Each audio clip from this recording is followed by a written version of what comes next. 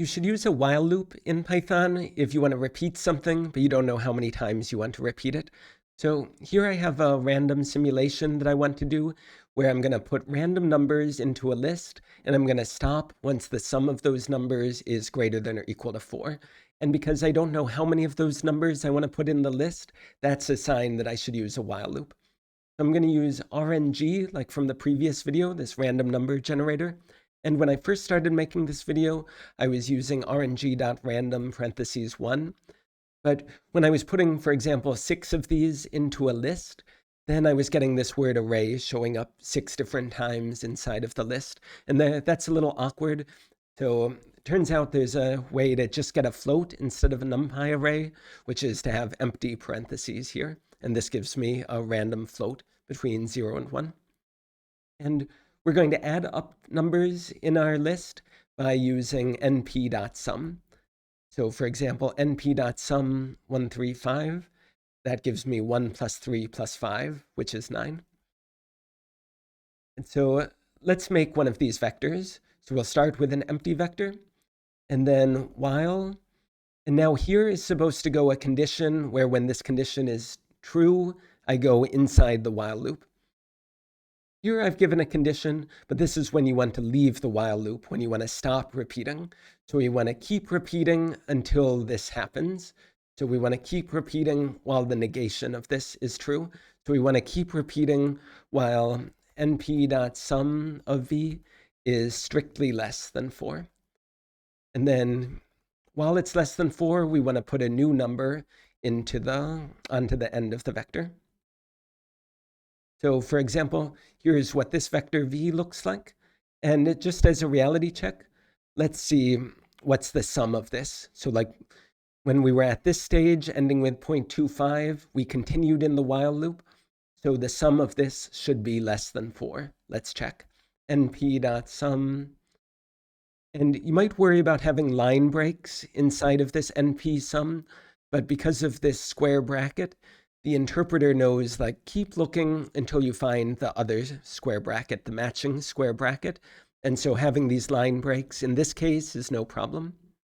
And I'm expecting this sum to be something strictly less than 4. Yep, good.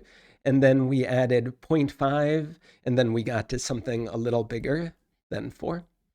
Okay, we got to 0.426 when we added this number that's about 0.5. And what was the length of this vector v? It was 8.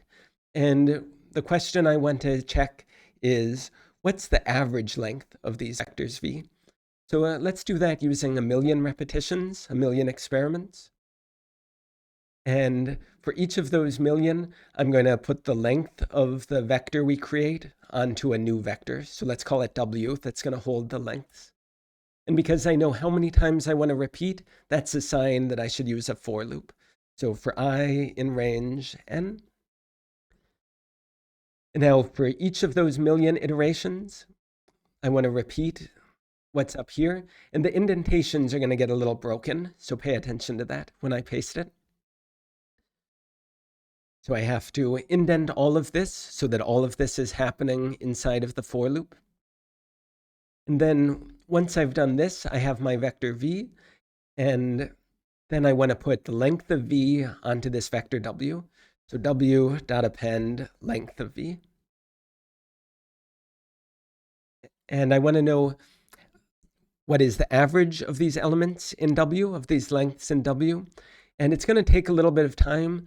Let me use this magic command time to say, like, run this once. Okay, if I said time it, that would run it multiple times.